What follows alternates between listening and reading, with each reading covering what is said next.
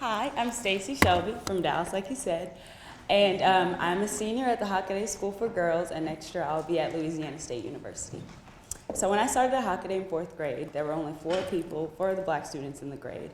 And coming from a community where black was the majority and blackness was celebrated, it was very different for me and difficult for me. So in order to fit in, I felt like I had to change. And I had to alter myself and censor myself to be part of the community. So I straightened my hair, I talked differently, I wore different clothes, listened to different music. And it just didn't feel like me, I didn't feel comfortable.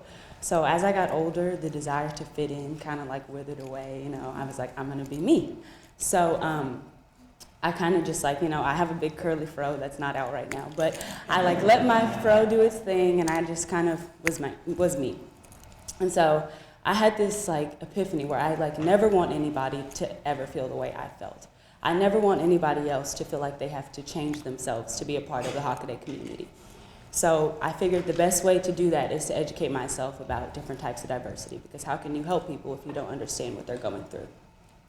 So freshman year, I joined a club called Dallas Area Diversity Youth Organization, which we call DADIO in Dallas, so I'll call it DADIO. DADIO is an organization of about 8 or 9 independent schools in Dallas, and we meet about once a month or once every 2 months. And we just talk about diversity. It's open to everybody, and we have conversations about not just race, but sexual orientation, gender, everything. And I actually was elected co-president of the club my senior year, and with one of my best friends. And we organized a forum about feminism. And I think what our forum was different because we touched on the intersectionality of feminism. So we talked about women of color and trans women of color. No one even thinks about bringing them into the conversation. So that was fun, that was interesting. And to help solve the problem of when I first got to Hockaday, I felt like there was no representation. There was no community for me.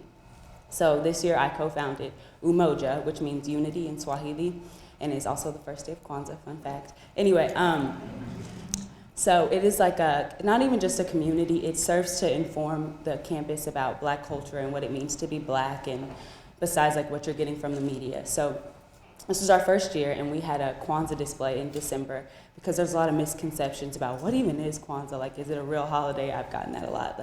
Is it a man-made holiday? I don't know what that means. So we had a Kwanzaa display, and we kind of informed the students about what is Kwanzaa. And we also, during Black History Month, we decorated the school, and we each picked a person that was important to us, has a personal connection to us in Black history, and we each did a poster on them. And lastly, we did a I Can't Breathe protest to stand with Eric Gardner's family and the families that are victims of police brutality. And so I've learned a lot here, and I can't wait to get back to school and talk about everything. But thank you for this experience, and thank you all for being awesome and telling your stories, and thanks for listening to my story.